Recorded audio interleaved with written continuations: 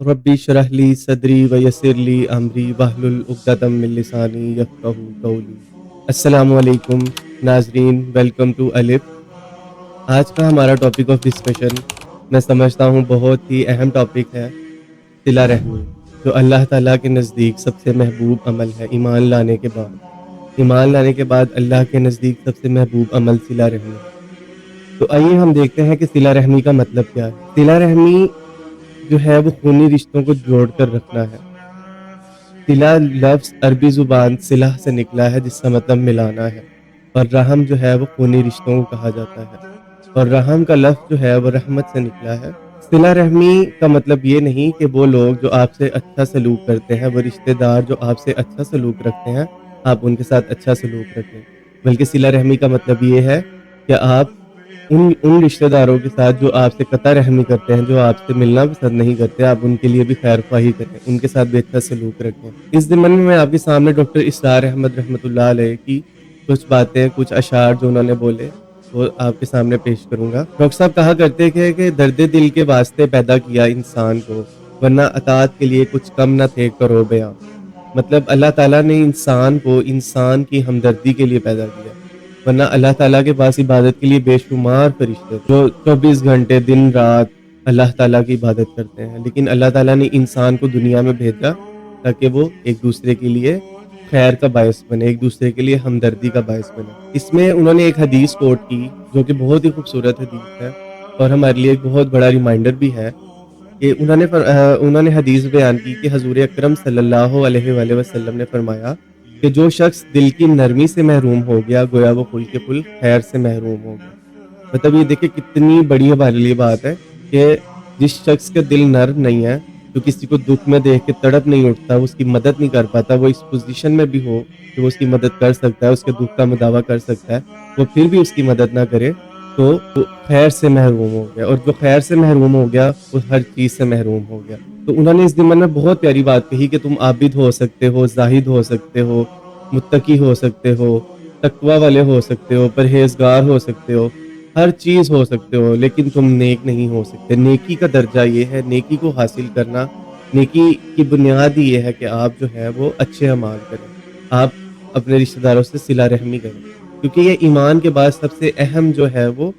عمل ہے اللہ تعالیٰ کے نزدیک، جو کہ اللہ تعالیٰ کی خوشنودی کا باعث۔ آئیے اس ضمن میں آپ کے سامنے صحیح مسلم کی کچھ احادیث رکھوں گا اور ان کو ہم مزید فردر ڈسکس کریں گے۔ صحیح مسلم کی حدیث نمبر 6519 میں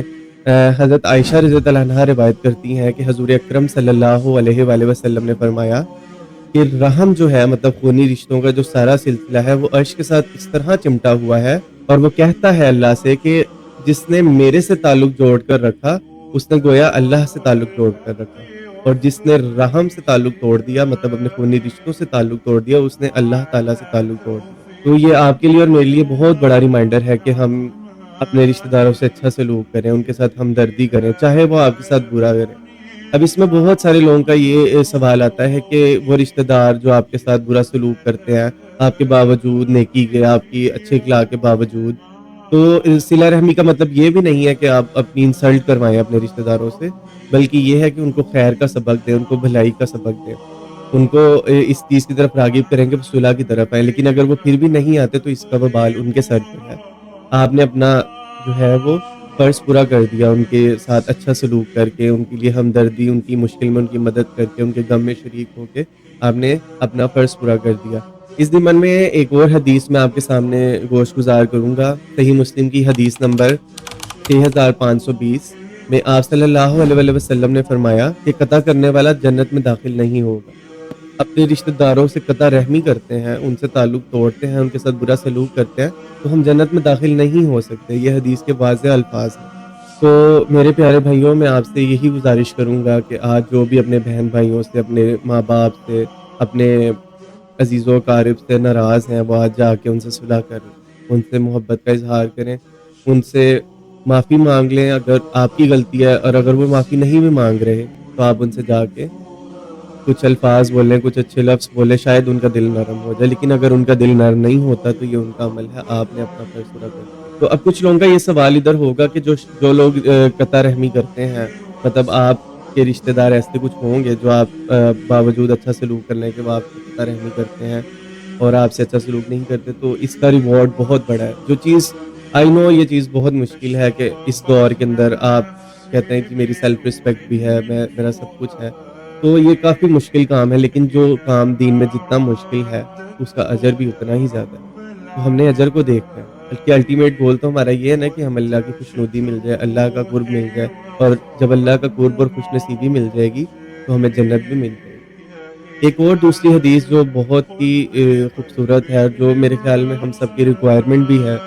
کہ ہم سب چاہتے ہیں کہ ہمارا رزق میں برکت ہو، ہماری زندگی میں برکت ہو، ہماری اولاد نیک ہو، تو اس کی ایک بہت ہی خوبصورت حدیث جو کہ صحیح مسلم کی حدیث ہے، حدیث نمبر 6522۔ اس میں حضرت انس بن مالک رضی اللہ عنہ روایت کرتے ہیں کہ رسول اکرم صلی اللہ علیہ وسلم نے فرمایا کہ جو شخص یہ چاہتا ہے کہ اس کا رزق کشادہ کر دیا جائے تو اسے چاہیے کہ وہ صلہ رحمی کرے۔ مطلب آپ اگر صلہ رحمی کریں گے تو اللہ کی طرف سے آپ پر بے شمار انعامات آئیں گے، آپ کے رزق میں برکت ہوگی، آپ کی زندگی میں برکت ہوگی، کہ اس سے آپ کے رزق میں برکت ہوتی ہے، آپ کی زندگی میں برکت ہوتی ہے،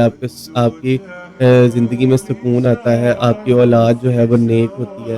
آپ کا جب ظاہری سی بات ہے گھر کا ماحول اچھا ہوگا، وہاں پہ سب ایک دوسرے سے محبت سے رہ رہے ہوں گے، اچھا سلوک کر رہے ہوں گے، اب ان کے گھر جو رشتہ دار آ رہا ہوگا ان کے ساتھ وہ اچھی بانڈنگ کر رہے ہوں گے، ان کے ساتھ ان کی اچھی خاطر مدارت ہو رہی ہوگی، ان کے دکھ میں وہ شریک ہوا جائے گا، ان کی غمی میں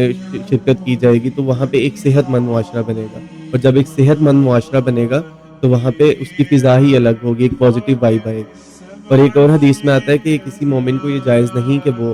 3 دن سے زیادہ اپنے مسلمان بھائی سے ناراض رہے۔ اسی لیے میں آپ سب کو اور اپنے آپ کو بھی یہ ریمائنڈر دیتا ہوں کہ اگر ہم کسی سے ناراض ہیں، کوئی بھی وجہ ہے، تو جا کے اس کو گلے لگا لیں۔ انشاءاللہ اگر وہ آپ کی بات سنے گا، سمجھے گا، تو اس کا بھی دل نرم ہو جائے گا، اور اگر وہ نہیں بھی کرتا تو یہ اس کا عمل ہے، آپ نے اپنی طرف سے پوری ایفرٹ دی ہے۔ Like and subscribe our YouTube channel for further content. جزاکم اللہ خیرا و احسن الجزاء۔